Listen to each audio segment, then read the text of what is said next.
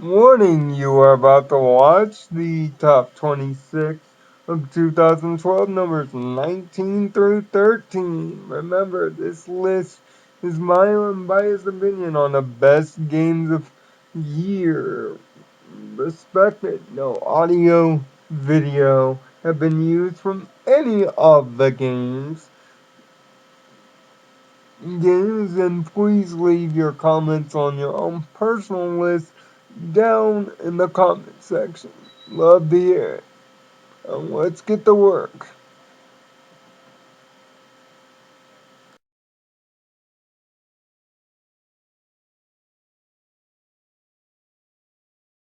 The countdown continues with number 19, Saints Row the Third. Sure, Saints Row the series has been up and down and often misunderstood and misconstrued as the Black GTA. That it is, but its third installment said screw all that story crap and all that blank black gangsta shit. And let's just throw in every wacky pop culture reference, every wacky mission, every insanely funny thing we could come up with in a game. Sure, the nearly bankrupt THQ may owe Vince McMahon $45 million, but they're not broke on ideas.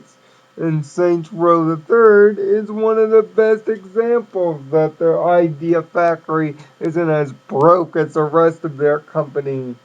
This funny, comedic, open world romp actually owns the distinction of being the first open world game that I ever beat. And that's saying a lot, because I play plenty of open worlders over my time frame.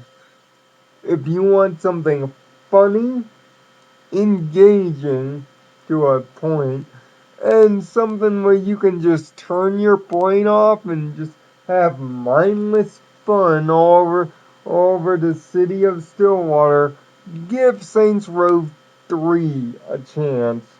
Sure, the third might make it sound refined, but even though the gameplay is refined, its attitude is not. And this one came early in 2013, 2012. So, can't wait to see Saints Row the 4th if it can get off the ground and the company don't go broke. Number 18 belongs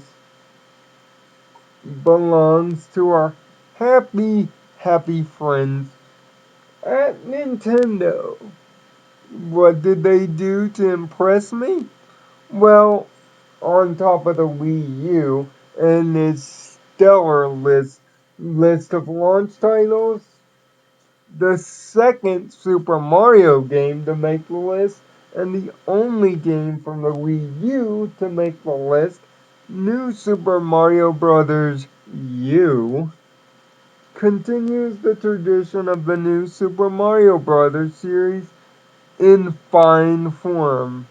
Although a lot of levels are redos of previous ones, the levels are gorgeous, and any Mario with a Tanuki suit, that's the squirrel suit for those uneducated, instantly gets my respect and fervor.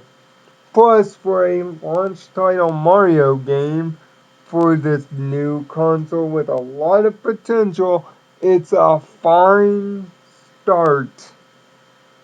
Even if you've gotten out of Mario games or you're knee deep into Nintendo's fanboyism, Nintendo power may be gone, but Mario most certainly isn't.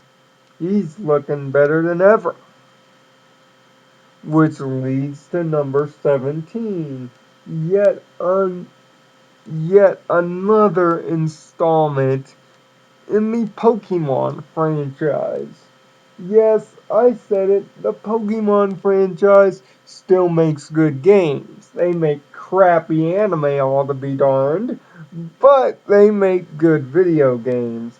Pokemon Black and White 2, I want to call it Latino Boogaloo, but that would make me sound a little screwed up in the head.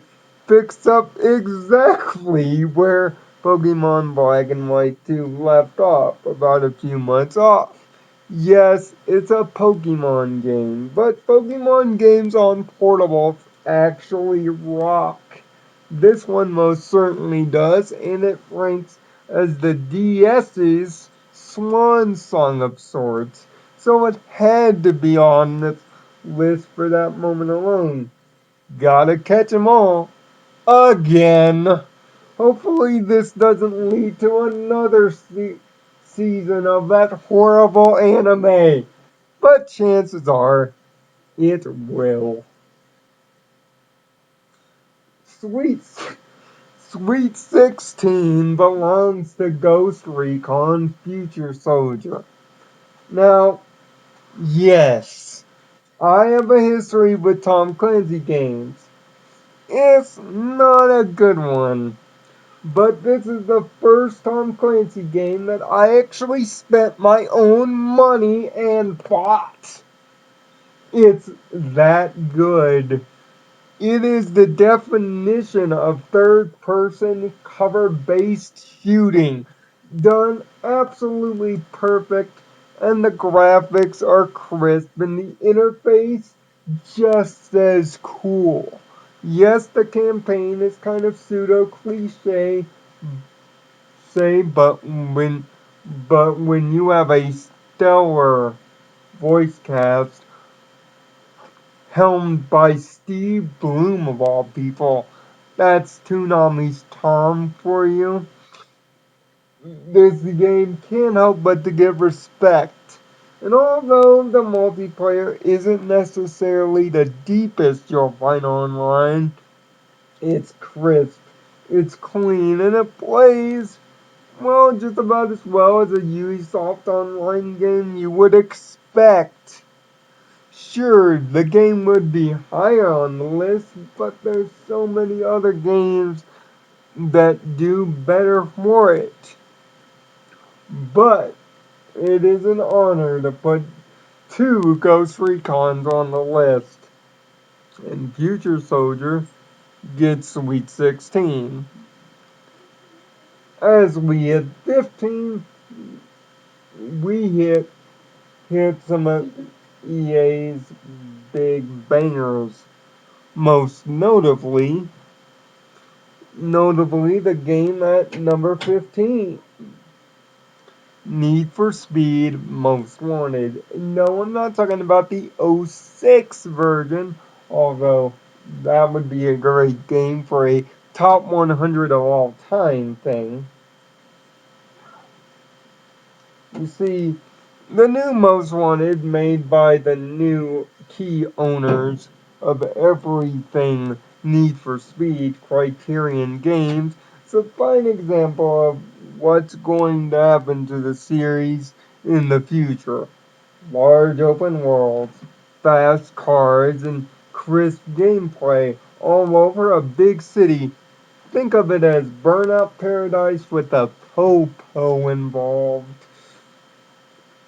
just without the crash mode. Shame.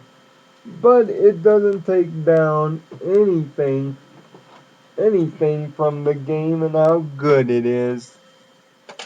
That's why it ranks near the tippy top at number 15. Number 14, to continue the EA train, is one of its many sports titles.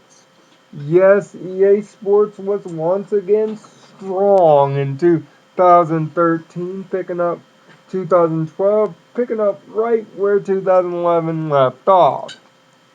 One of its best titles, though, is the only EA Sports title from this year I haven't played yet.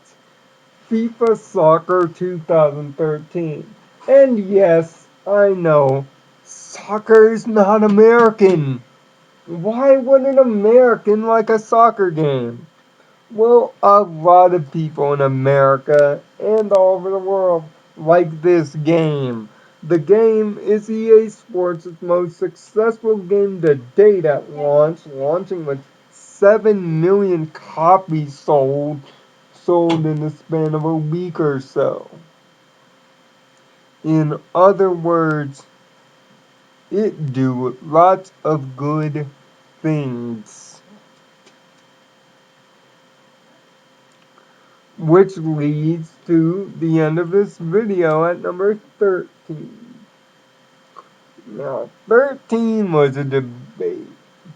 It's an unlucky number, a number that I don't like, but if you're going to do a top 26, you gotta have it here. So, what game fills that void? Well, after clever deliberation, I finally came up with it. Persona 4 Arena. Yes, this bizarre anime-based weird crossover from the bowels of heck game is loaded with a lot of charm and personality. Say yes. My thought is yes, the game's probably going to be underrated because it's made by the makers of Blaze Blue and Catherine. But don't underrate this game. The game is solid. Plenty of options, kick-ass music, and plus, it's Persona 4, one of the best RPGs on PS2 given fighting game form. It may not be for everybody, but it certainly is for me, and it finishes this video at a resounding 13, which leads to 12 through 6 in the next video, as we get to the tippy top of the list, as debates will no doubt astound.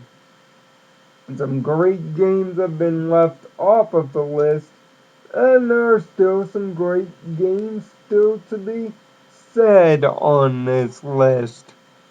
So, join me next time when I do 12 through 6, and we'll ultimately march to my controversial number 1. And trust me, it's controversy incarnate. Yep.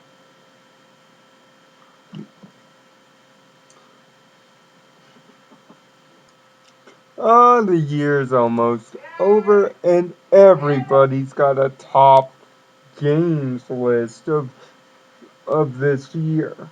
Well, unfortunately, YouTubers, I'm about to fall into the soul-crushing status quo cliche of giving you mine. But understand, these are the unbiased 26.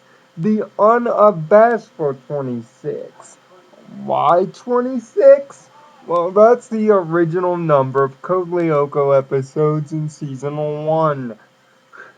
So, yeah, there's your Lyoko reference, my fellow Lyokians. You knew I'd throw one in there. Some of these, some of these games are on consoles. Some of these games are not. These are the best overall games. It doesn't matter what platform they're on. And I guarantee you there'll be a shock at the top.